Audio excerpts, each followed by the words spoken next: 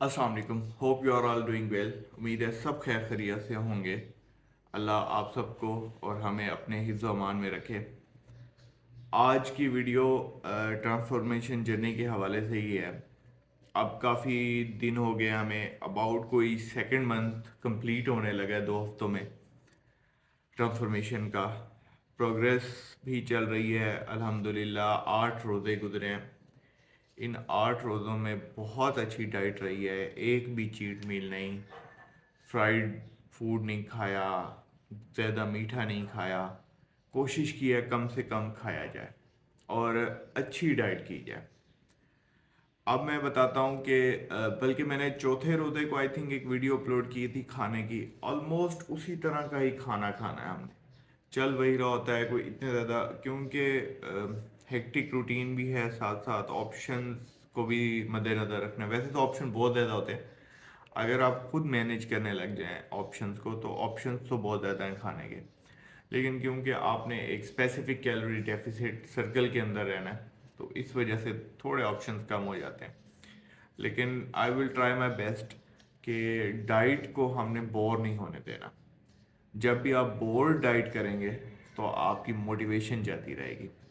अभी last time मैंने I think चिक पीस वगैरह वो तो सब घर में बनाते ही है, लेकिन कुछ अच्छी चीज़ें भी जो मतलब हम जिन्हें अच्छा समझते हैं उस तरह की चीज़ें भी, मैक्रोनी पास्ता वगैरह भी हम हेल्दी वे से बिल्कुल खा सकते हैं।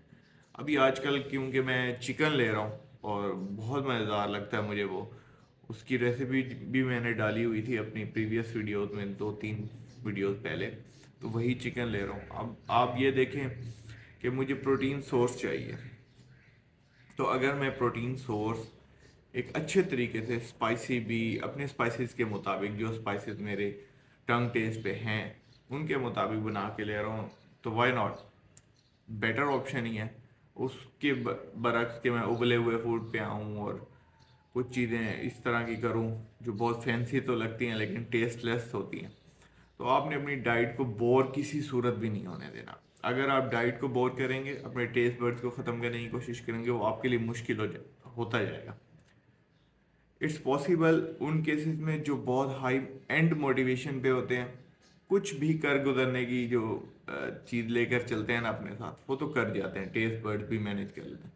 लेकिन अगर आपने 5-7-10 किलो वज़न कम करना है और आप टेस्ट बर्ड्स भी नहीं ख़राब करने चाह रहे, और 5-10 किलो वज़न कम करने की बात भी नहीं होती, अक्सर आपने थ्रू आउट द लाइफ एक बहुत ही हेल्दी पैटर्न गुजारना है। आपने अपने वेट को बीएमआई नॉर्मल पे रखना है।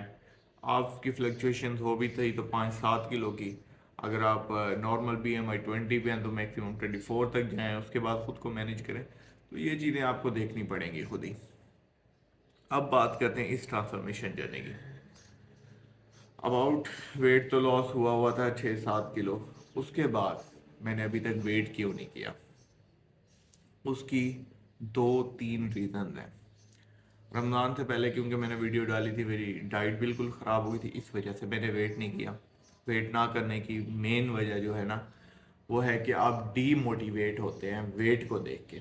हालांकि ऐसा बहुत ज़रूरी नहीं है कि आप डीमोटिवेट हों, आप, लेकिन आप होते हैं, ठीक है। ऑब्वियसली मैं कहना चाह रहा हूँ कि डीमोटिवेशन होती है जब आप वेट को देखते हैं और वेट चेंज ना हुआ स्केल पे। अब स्केल पे वेट चेंज ज़रूरी नहीं है कि हो, अक्सर आप अपने इंचेस लूज कर रहे होते हैं, अक्सर आप बॉडी स्ट्रक्चर को फ्रेम कर रहे होते हैं। ज़रूरी नहीं है कि हर दफ़ा आपका 2-4 पाउंड कम आएगा तो आपको लगेगा कि प्रोग्रेस हुई है। हर दफ़ा ये प्रोग्रेस नहीं होती। अक्सर दफ़ा आप अपने वाइटल्स को नॉर्मलाइज कर रहे होते हैं, आप अपने बीपी को कंट्रोल कर रहे होते हैं, आपका ग्लूकोज का स्ट्रक्चर कंट्रोल हो रहा होता है, लेकिन आपका स्केल पे वेट कम नहीं हो रहा था तो आप बहुत डीप मोटिवेट हो जाते हैं। उसकी एक रीज़न तो थी कि मैंने डाइट नहीं की, इस वजह से मैंने नहीं कोशिश की वेट करने की, क्योंकि वो चीज़ मेरे अंदर भी है, मैं भी डीमोटिवेशन लेता हूँ इससे। देन रमज़ान से 1-2 दिन पहले से हमने ना जिम स्टार्ट की। अब 8 रमज़ान है, टोटल एक्सरसाइज करते हुए 10 दिन हो गए मुझे। 10 दिन जो मैंने एक्सरसाइज की है उसमें 2-3 तो छुट्टियां आ गई, मतलब आप उसको 7 डेज काउंट करेंगे। 7 डेज में थे ऑलमोस्ट 4 डेज जो है मेरी सर्किट ट्रेडिंग थी। सर्किट ट्रेनिंग बेसिकली ये होती है कि हम जिम जाते हैं, हम कार्डियो वगैरह करने के बाद सर्किट ट्रेनिंग में ऑलमोस्ट अपने सारे मेजर मसल्स को ट्रेन करने की कोशिश करते हैं, ताकि जो भी सोरनेस है, जो पेन होना है, जो स्ट्रेच पड़ना है मसल पे, वो एक वीक में ही कंट्रोल हो जाए। लेकिन इसमें मैंने लेग्स इंक्लूड बिल्कुल नहीं की थी। लेग्स एक अलग ही गेम है, उसको तो अलग दिन देने पड़ते हैं पूरे। तो वो था सर्किट ट्रेनिंग। ठीक है, सर्किट ट्रेनिंग में अक्सर आपकी बॉडी वेट गेन करती है। उसकी वजह, गेन करने की वजह यह है कि मेरी एक प्रीवियस मसल मेमोरी है। एक्सरसाइज ना करने की वजह से मे बी थोड़ा सा श्रिंक हुआ था, तो लेकिन वो जब हम दोबारा एक्सरसाइज शुरू करते हैं तो वो पंप आता है। अब वो पंप हवा तो नहीं भरेगी उसमें मसल में, ऑब्वियस सी बात है वाटर आएगा। जब मसल ब्रेक होता है उसको एडिमा की एक फेज होती है, इन्फ्लेशन होती है, इन्फ्लेमेशन होती है मसल के अंदर, तो उसमें वाटर आता है। अब वाटर आएगा तो वाटर वेट भी तो आएगा, इस वजह से आपने वेट नहीं करना। उसके बाद जो अगले 2 से 3 दिन थे वीक के, अब क्योंकि मैंने बहुत अरसे से एक्सरसाइज छोड़ी हुई थी तो मेरी स्ट्रेंथ जा रही थी। मैं चेस्ट की एक्सरसाइज लगाऊंगा तो मेरी स्ट्रेंथ नहीं आएगी, बैक की लगाऊंगा तो स्ट्रेंथ नहीं आएगी। तो वो स्ट्रेंथ बनाने के लिए आपको सर्किट ट्रेनिंग से हटके प्रॉपर एक गेम को टाइम देना पड़ता है, प्रॉपर एक एक्सरसाइज को टाइम देना पड़ता है। तो मैंने वही स्टार्ट किया। फर्स्ट डे मैंने चेस्ट की एक्सरसाइज की, सेकंड डे मैंने बैक को ट्रेन किया, फिर शोल्डर ट्रेन होते गए साथ साथ। अब क्या हुआ कि जब मैंने प्रॉपर एक गेम को 45 मिनट दिए, उस पर वेट एक्स्ट्रा करके पुश करने की कोशिश की, तो मुझे सोरनेस हुई जैसे सबको होती है। मेरे पेक्टोरल में पेन हुआ, मेरे बैक पे पेन अभी तक है, वो सोरनेस वाला पेन नहीं जा रहा। इस सिचुएशन को हम कहते हैं माइक्रो ट्रॉमा। इस पे मैं इंशाल्लाह एक दिन अलग से वीडियो बनाऊंगा, माइक्रो ट्रॉमा होता क्या है। लेकिन इस सिचुएशन में बेसिकली जब हम सोरनेस पे जाते हैं तो हमारी बॉडी वेट गेन करती है बहुत ज़्यादा, वाटर रिटेंशन होती है, ग्लाइकोजिन का चेंज होना बहुत बड़ी इंपॉर्टेंस है मसल्स के अंदर, उसका एक बहुत बड़ा रोल होता है। जब आपके मसल फाइबर ब्रेक हो रहे होते हैं देन उन्होंने रिपेयर होना है, उनको रिपेयर होने के लिए एक पूरा मीडियम चाहिए। अब वो मीडियम आपने हवा भर के या कोई आर्टिफिशियल तरीके से तो लाना नहीं है, वो मीडियम ऐसे ही आना है, जो चीज़ें आप खा रहे हैं वो लगेंगी उनको, वाटर रिटेंशन दोगी, मसल पंप होगा। तो असल में आपकी बॉडी के साथ ये हो रहा होता है कि आपकी बॉडी शेप कर रही होती है, अपने आप को इंचेस कम कर रही होती है, लेकिन वेट स्टक होता है, ये वेट बढ़ रहा होता है। ये बहुत अच्छा है कि आपका अगर वेट बढ़ भी रहा है तो आप वेट ना करें। जो आपके एक्सरसाइज के 10 से 15 दिन है ना, पहले आप वेट स्केल पे चढ़ाइए। 10-15 दिन जब आप पूरी बॉडी की सोरनेस खत्म कर चुके हो ना, एक हल्का सा स्टेमिना बिल्ड कर ले, इसमें कार्डियो में भी, वेट ट्रेनिंग में भी, उसके बाद आप चाहे कि हाँ अब मुझे वेट पे जाना है। लेकिन आई गारंटी यू, इंशाल्लाह इंशाल्लाह जब आप एक हफ्ता 10 दिन ट्रेनिंग करते हैं ना और कैलोरी डेफिसिट रह के कर रहे होते हैं, तो स्केल पे वेट जाए या ना जाए आपको अपनी शर्ट में फील होगा। आप जब कोई ड्रेस पहनते हैं, रेगुलर एक टी शर्ट पहन रहे हैं, रेगुलर एक ड्रेस शर्ट पहन रहे हैं, एक कमीज पहन रहे हैं, उसमें आपको फील ज़रूर होगा कि यस यार वो ब्लॉटिंग ख़त्म हुई है, वो जो फैट थी जो साइडों पे निकल रही थी उसमें उसकी रेशो कम हुई है, वो जो मैं हर वक्त इतना डिस्टर्ब रहता था उसमें कमी हुई है। तो वो चीज़ हो रही होती है, आपके इंचेस कम होना शुरू हो जाते हैं, आपकी बॉडी स्ट्रक्चर में आना शुरू हो जाती है। हम्म, कोई ज़रूरत नहीं है कि आपका वेट नीचे जा रहा है या नहीं स्केल पे, आप 10-15 दिन वेट कर सकते हैं। आपको एक लॉन्ग टर्म गोल है, आपने उसे लेकर चलना है। होता ही है इतनी इतनी रेशो में ना, हम मसल गेन करते हैं तो उसका वेट हो जाता है 1 पाउंड। मैं एक एग्जांपल दे रहा हूँ। और अगर हम फैट फैट रिमूव कर रहे होते हैं तो ऑलमोस्ट इतना होता है इसकी जगह, 1 पाउंड। तो इस वजह से वेट स्केल में ज़्यादा फर्क नज़र नहीं आता। आप कम तो कर रहे हैं, ये चीज़ कम कर रहे हैं, लेकिन ये गेन भी कर रहे हैं। लीन मसल जब आपका थोड़ा सा भी गेन होगा तो वेट वहीं स्टक रहेगा। दैट्स द रीज़न कि मैंने अपनी किसी भी वीडियो में इस एक मंथ के अंदर अपना वेट नहीं चेक किया। क्यों? मैं भी इंसान हूँ, डीमोटिवेट हो सकता हूँ यार।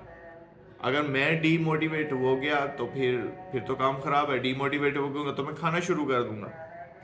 इस वजह से कैलोरी डेफिसिट में रह के एक्सरसाइज करके आप बहुत ही हेल्दी तरीके से वेट रिड्यूस कर सकते हैं। और इसका सबसे बड़ा फ़ायदा क्या होता है, जब आप इस तरह से वेट रिड्यूस करते हैं उसके बाद आप छोड़ेंगे, खाएं पिएंगे, आपको वो बैक इफेक्ट नहीं नज़र आएगा। एकदम से जो बूस्ट होता है ना वेट, मतलब आप बहुत ज़्यादा क्रैश डाइट पे गए, ठीक है आपने 10 किलो वजन कम किया, एक हफ्ते में 10 किलो गेन भी होता है। जब आप एक प्रॉपर नेचुरल तरीके से अपनी बॉडी को लेकर चलेंगे, वेट लॉस करेंगे, आई गारंटी यू क्या, अनटिल अनलेस कि आप बहुत ज़्यादा ओवर ईटिंग ना करें, आपका वेट नहीं आने वाला वापस।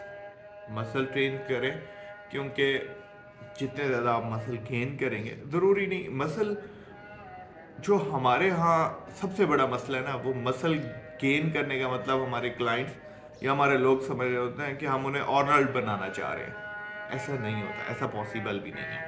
ठीक है, मसल का मतलब आपकी बॉडी ऑलमोस्ट वहीं पे रहती है, आप नीचे अच्छा मसल गेन कर लेते हैं, आपकी स्किन ज़्यादा टाइट रहती है, वो होता है मसल गेन।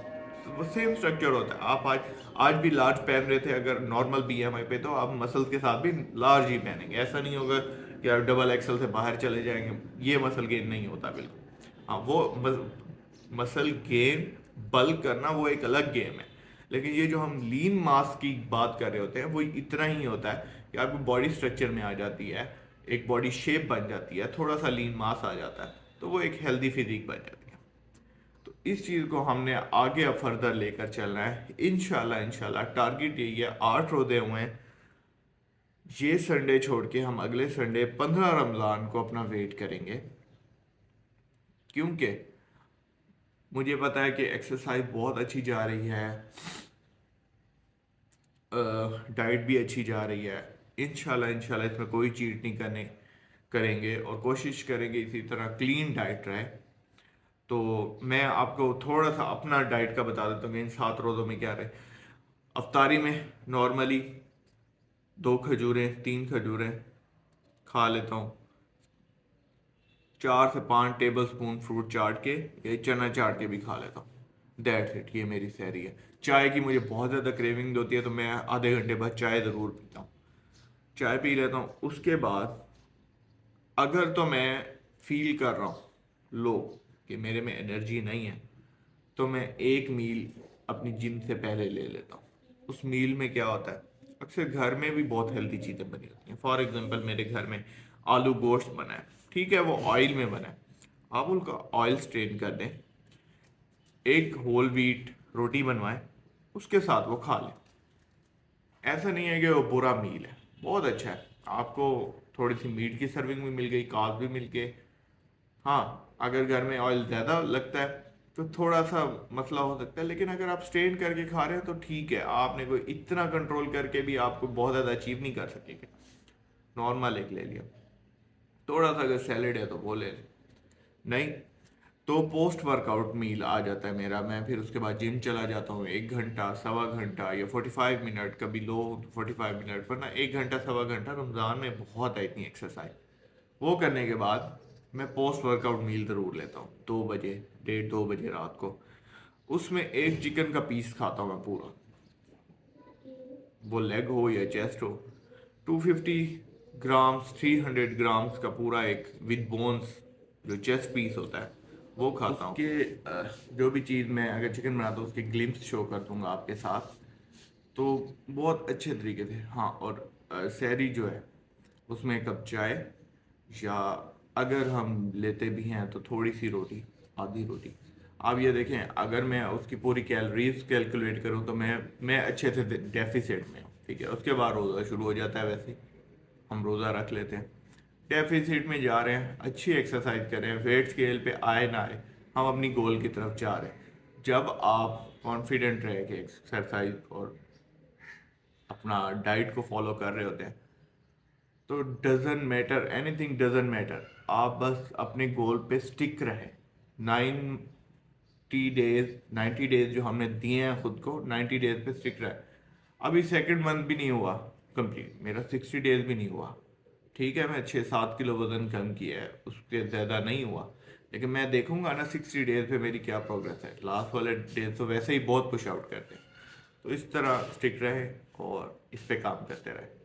और बाकी चैनल को लाइक कर दिया करें, फॉलो कर दिया करें, सब्सक्राइब भी कर दिया करें। और कोई भी क्यूरी हो कमेंट में डाल दें, इंशाल्लाह इंशाल्लाह मैं उसको चेक भी करूँगा और जवाब भी दूँगा।